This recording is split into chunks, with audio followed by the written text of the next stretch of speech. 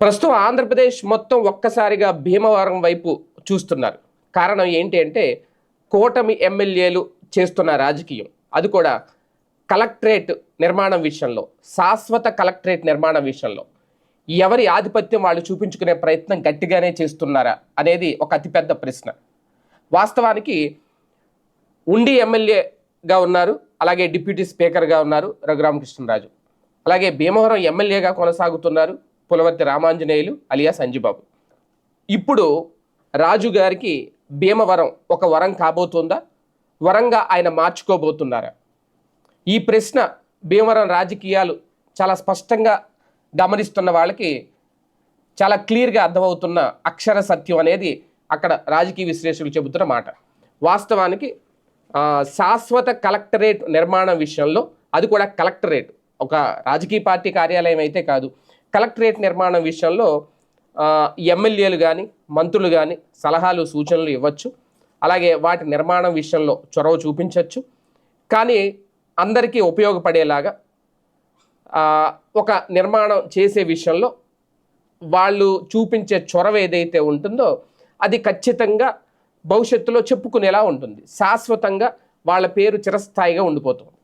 ఆ చిరస్థాయిగా నిలిచిపోయేలాగా భీమవరం కలెక్టరేట్ ఉండాలి అంటే ఖచ్చితంగా దాని మీద రఘురామకృష్ణరాజు గారి పేరైతే ఉండాలి అనేది ఆయన చాలా స్పష్టంగా ఆ వ్యూహంతో ముందుకెళ్తున్నారని చాలా క్లియర్ కట్గా అర్థమైపోతుంది. ఎందుకు అంటే ఆయన చెప్తున్నారు, అవసరమైతే నేను స్థలం ఇస్తాను, అంతేకాదు దాదాపు ఒక 30 కోట్ల రూపాయల వరకు డబ్బులు ఇస్తాను, మిగిలిన డబ్బులు కూటమి ప్రభుత్వం పెట్టుకుంటుంది, దాంతో ఒక చక్కటి అద్భుతమైన కలెక్టరేట్ నిర్మిస్తామని చెప్తున్నారు.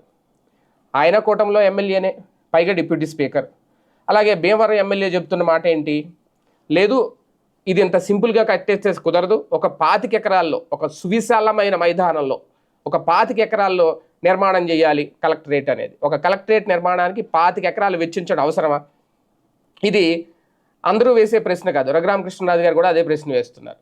అలాగని చెప్పి వాళ్ళిద్దరి మధ్య విభేదాలు ఉన్నాయి, పొరపత్యాలు మొదలయ్యాయి అని అనుకుంటే పొరపాటే. దానికి కూడా అంగీకరించరు, ఎందుకంటే ఒకే పార్టీలో కూటమిలో కొనసాగుతున్న ఎమ్మెల్యేలు కాబట్టి. కానీ రాజకీయ ఆధిపత్యం కోరుకుంటున్నారా? మరోపక్క శాసన మండలి చైర్మన్ మోషన్ రాజు, ఆయన కూడా ఆ జిల్లాకు సంబంధించిన వ్యక్తే. ఆయన కూడా ఈ విషయంలో మాట్లాడారు తాజాగా. అది మరింత కాకరేపుతోంది. ఎమ్మెల్యేగా ఉండి ఏం చేస్తున్నారు అంజిబాబు గారు అని ఆయన్ని ప్రశ్నిస్తున్నారు ఒక పక్క.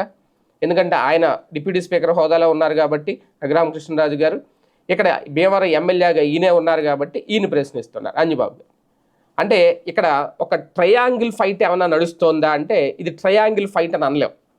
ఎందుకంటే మండలి చైర్మన్ని తీసుకొచ్చి రాజకీయాల్లో ఇన్వాల్వ్ చేయలేం. కాకపోతే ఆయన ఆ జిల్లాకు సంబంధించి, ఆ భీమవరం వ్యవహారానికి సంబంధించి కాబట్టి ఆయన కూడా ఏదో మాట్లాడారు. కాకపోతే ఇక్కడ రఘురామకృష్ణరాజు వర్సెస్ అంజిబాబు అన్నట్టుగానే ఉంది వ్యవహారం అంతా.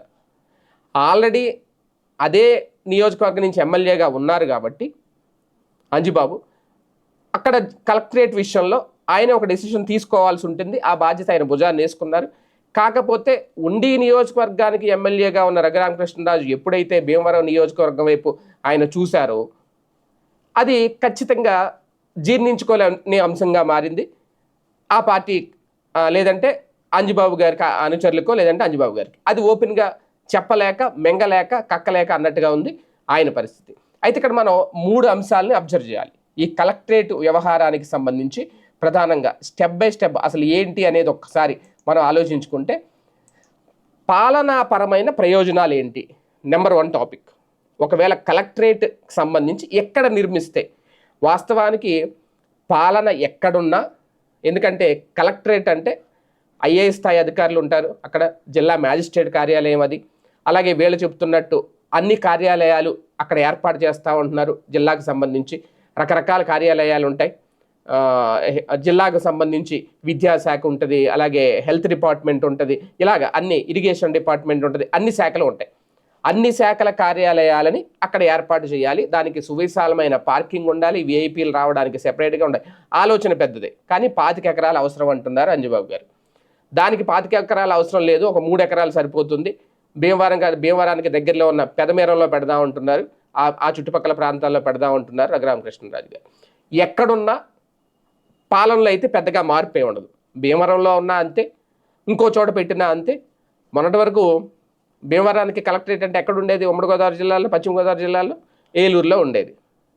అక్కడ ఏమన్నా డిస్టెన్స్ ఎక్కువగా ఉంది భీమవరానికి ఏలూరుకి అని చెప్పి పాలనాపరమైన ఏమైనా ఇబ్బందులు ఎదురయ్యాయా? ప్రజలు ఏమన్నా ఇబ్బందులు పడ్డారా? పాలనకి ఏమన్నా ఆటంకాలు కలిగినాయా? అక్కడ కూడా ఏమన్నా ఒక 25 ఎకరాల్లో సువిశాలమైన ప్రాంతంలో కలెక్టరేట్లు ఉన్నాయా మొన్నటి వరకు? లేదు. ఇక్కడ ఇదే కీలకమైన అంశం. పాలనా పరంగా అయితే ఎలాంటి ఇబ్బందులు ఉండవు. ప్రయోజనం అంటారా? పాలనా పరంగా ఖచ్చితంగా తమ ఆధిపత్యం చూపించుకునే ప్రయత్నంలో భాగంగా తాము క్రెడిట్ కొట్టేసే ఆలోచన అనుకుంటే అది కొంతవరకు ప్రయోజనం, అది ఎంతవరకు సాధ్యం అవుతుంది అనేది. ఇక రెండో అంశం, ప్రజలకు కలిగే లాభం ఏంటి, నష్టం ఏంటి అనేది ఇక్కడ కీలకమైన అంశం. వాస్తవానికి కలెక్టరేట్ల విషయాల్లో కానీ, సచివాలయం విషయం, గ్రామ వార్డు సచివాలయాలు కాదు నేను చెప్పేది, సచివాలయం విషయంలో కానీ ఇలాంటి విషయాల్లో సాధారణ ప్రజలకు ఎలాంటి లాభం ఉండదు, ఎలాంటి నష్టం ఉండదు. ప్రతి ఒక్కరికి కలెక్టరేట్కి వెళ్ళే అవసరం ఉండదు. ఒక స్థాయి అధికారులకు మాత్రమే ఉంటుంది. మామూలు సాధారణ ప్రజలు మహా అయితే ఇప్పుడు సచివాలయాలకు వెళ్ళేవాళ్ళు మొన్నటి వరకు. ఇప్పుడు సచివాలయాలలో కొన్ని సౌకర్యాలు తీసేశారు. వాళ్ళు మహా అయితే తహసీల్దార్ కార్యాలయానికి వెళ్తారు, ఇంకా మహా అయితే ఎంపీడీఓ కార్యాలయానికి వెళ్తారు, ఇంకా మహా అయితే ఒక పోలీస్ స్టేషన్కి వెళ్తారు. అంతకు మించి వాళ్ళు సాధారణ ప్రజలు కలెక్టరేట్కి వెళ్ళేది ఉంటుంది, అందరికీ ఉండదు, కొంతమందికి మాత్రమే ఉంటుంది. కలెక్టరేట్లో అయ్యే పనులు, కలెక్టర్ దగ్గరికి వెళ్ళి వినతులు ఇంకా కింది స్థాయిలో అవ్వట్లేనప్పుడు అప్పుడు కలెక్టర్ దగ్గరికి వెళ్తారు. ఒక పోలీస్ స్టేషన్కి వెళ్ళాం, కింది స్థాయిలో కేసులు తీసుకోవట్లేదు, అప్పుడు సర్కిల్ ఆఫీస్కి అంటే సిఏ దగ్గరికి వెళ్తారు, లేదంటే డిఎస్పీ దగ్గరికి వెళ్తారు. అక్కడ అవ్వకపోతే అప్పుడు ఎస్పీ దగ్గరికి వెళ్తారు. అలాగే ఇక్కడ కూడా కలెక్టర్ దగ్గరికి ఎప్పుడు వెళ్తారంటే ఒక స్థాయిలోకి వెళ్ళిన తర్వాత వెళ్తారు, అప్పటి వరకు వెళ్ళరు. అయితే ఇక్కడ కీలకమైన అంశం ఇదే. ఒకవేళ గనక జిల్లా స్థాయిలో పనులు అవ్వట్లేదు అనుకున్నప్పుడు కలెక్టరేట్కి వెళ్ళే వాళ్ళ సంఖ్య చాలా తక్కువగానే ఉంటుంది. దీనివల్ల ఏ గ్రామంలో ఉన్నా, ఎన్ని ఎకరాల్లో ఉన్నా ప్రజలకు కలిగే నష్టం కానీ లాభం కానీ ఇందులో పెద్దగా ఆశించాల్సిన పని అయితే ఉండదు. కానీ ఫైనల్గా ఇక్కడ కీలకమైన అంశం ఏంటి అంటే రాజకీయంగా ఎవరికి ఎంత లాభం అనేదే ఇక్కడ చూడాలి.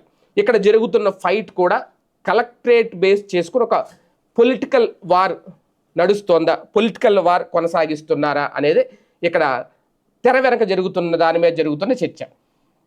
అంటే రాజకీయ నాయకులు అన్నాక రాజకీయమే చేస్తారు.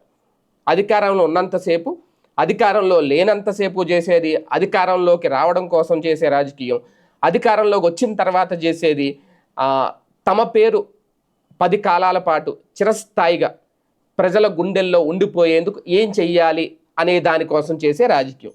ఇక్కడ అదే కనిపిస్తోందా అనేదే ఒక అతిపెద్ద ప్రశ్న. ఎందుకంటే ఇదేమీ పెద్ద ఆసుపత్రి కాదు. ఒక 1000 పడకల ఆసుపత్రిలో లేదంటే 500 పడకల ఆసుపత్రిలో నిర్మించడానికి సంబంధించి ఎమ్మెల్యేలు వాదోపవాదాలు పడట్లేదు. నేను స్థలం ఇస్తాను, నేను కోట్లు ఇస్తానని ముందుకు రావట్లేదు. ఒక కలెక్టరేట్ విషయంలో మాత్రమే తర్జన భర్జన పడుతున్నారు, మాటకు మాట పెంచుకుంటున్నారు. అంటే ఇది ఎవరికి ప్రయోజనం అనుకున్నప్పుడు, ఎవరికి ప్రయోజనం అయినా లేకపోయినా రాజకీయంగా మాత్రం తమకి అనుకూలంగా, తమకు ప్రయోజనకరంగా మార్చుకునే ప్రయత్నం చేస్తున్నారా అనేది, అందులో రఘురామకృష్ణరాజు గారు కీలక పాత్ర పోషిస్తున్నారా అనేదే ఇక్కడ కీలకమైన అంశం. రాజకీయంగా ఒకవేళ ఎవరికైనా ఎంత లాభం చేకూర్చినా ఇది అది రేపొద్దున్న కూటమిలో ఉన్న వాళ్ళకే తప్ప బయట వాళ్ళకైతే దక్కదు. ఇప్పుడు అది జనసేనకు దక్కినా లేదంటే రఘురామకృష్ణరాజు గారికి దక్కినా బయట వాళ్ళకి దక్కే ఛాన్స్ అయితే చాలా తక్కువ ఉంటుంది. కాకపోతే తెర వెనుక ఎప్పటికైనా రఘురామకృష్ణరాజు గారు భీమవరం నుంచి బరిలోకి దిగే ప్రయత్నం చేస్తున్నారా, అందుకే ఇప్పటి నుంచి దానికి ముందుగానే కర్చీఫ్ వేసి పెట్టుకుంటున్నారా, ఆ ప్రయత్నాల్లో భాగంగానే ఇప్పుడు ఇదంతా ఈ వ్యవహారం అంతా నడుస్తుందా, రాజకీయంగా నిజంగా రాజుగారికి భీమవరం ఒక వరంగా మారుతుందా, లేదంటే వరంగా మార్చుకునే ప్రయత్నంలో ఆయన ఎంతవరకు సక్సెస్ అవుతారు, వేచి చూద్దాం.